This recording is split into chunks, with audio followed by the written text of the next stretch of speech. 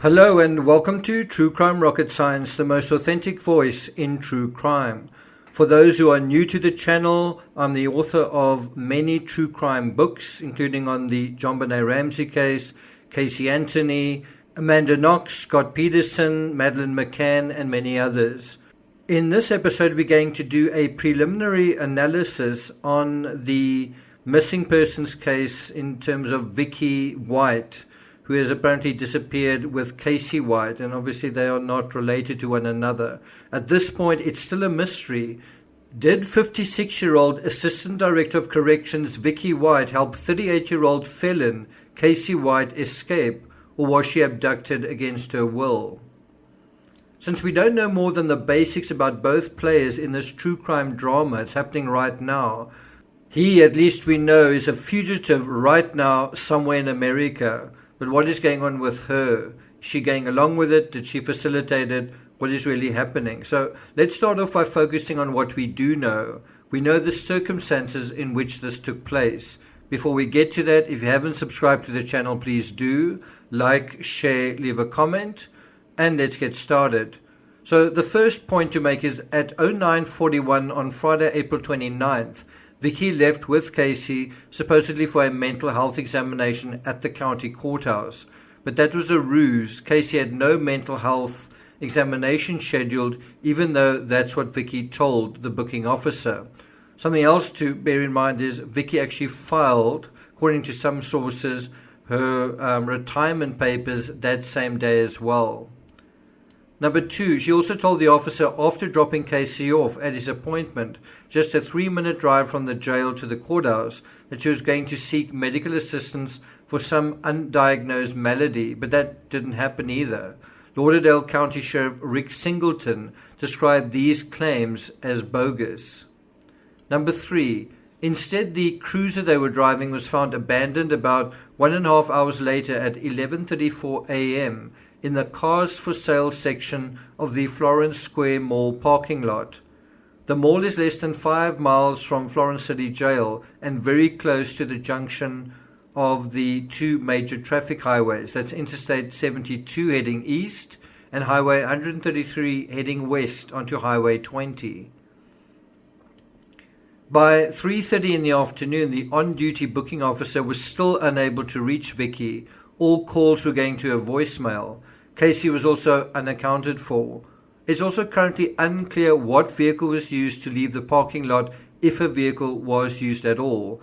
And since Casey was previously charged with carjacking, it seems likely that he stole a car from the lot, perhaps one of the for sale vehicles.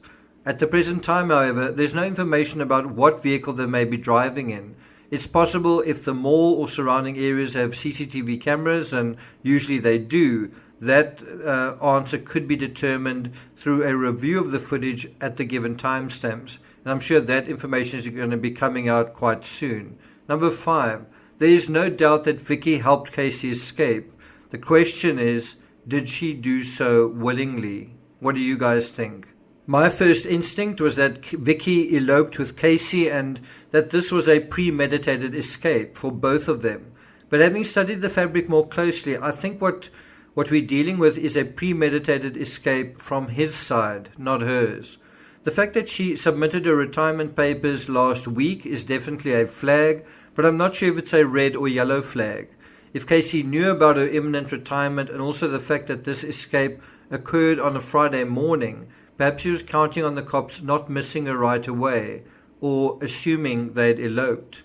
The age difference between the two also could be a factor, and investigators are currently checking this, trying to determine if the two were ever in a relationship.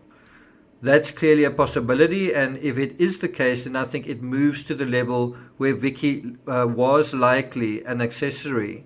Although the sheriff makes a great point that Vicki's involvement would be dramatically out of character, we have seen, for example, in the Chris Watts case, that love or obsession can influence the character of a person. There can be a sea change in who someone is based on who they're with and what is going on in terms of, a romantic relationship. So if someone has been sweet or by the book their whole life, that doesn't mean much when they're swooning, when they're head over heels.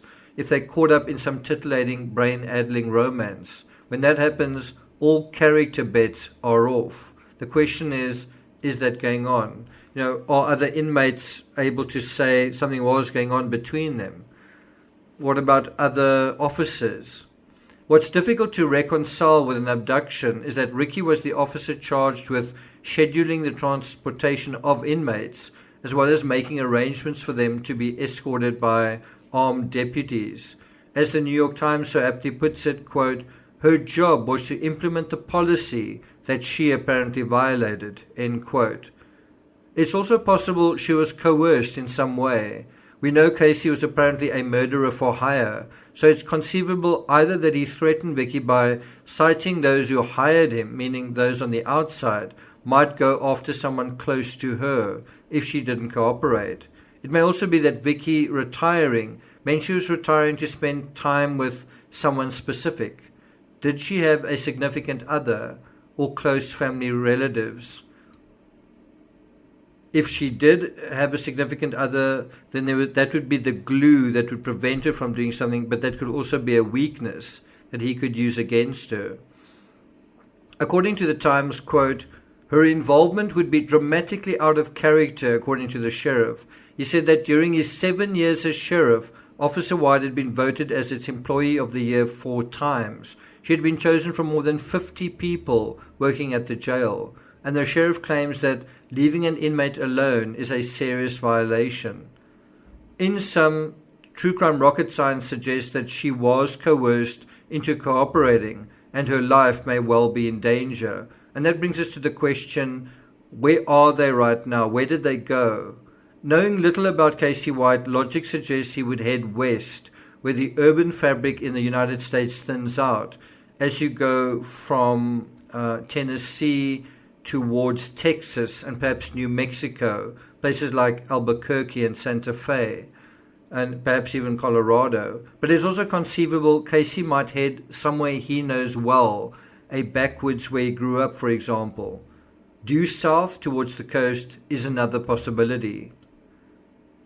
I don't think Casey White will be a fugitive for more than a few days. They're a pretty distinctive pair, her being blonde, and he's especially odd-looking given he's 6'9". He's going to stand out in a crowd, and apparently tips are already coming in thick and fast. According to the Times, quote, officials are reviewing video footage in the area.